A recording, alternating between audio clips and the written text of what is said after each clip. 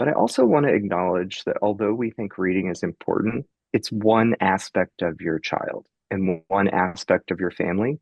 And regardless of your child's reading abilities, they are an important and valued person. And we need to kind of remember that because I think sometimes we get very frustrated, especially for students who are just making, slower progress.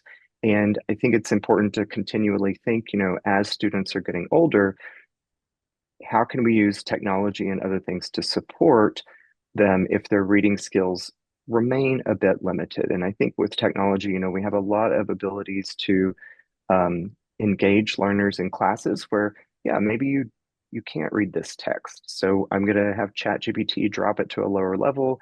I'm going to have one of your buddies read it out loud to you. I might use audio. I might try to find a video that covers the same information so you can get it. So thinking about what are the multiple ways we can get content into a kid's head, even if they can't read it.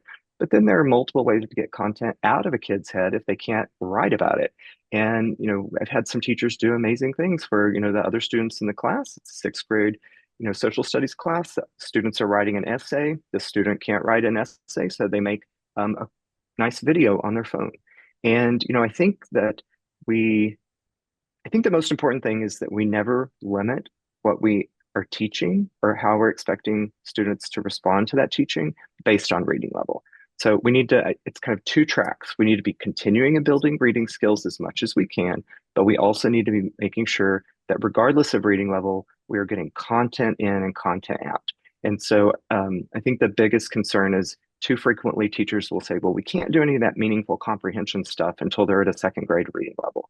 And we don't want that to happen because then students are losing a lot of content comprehension.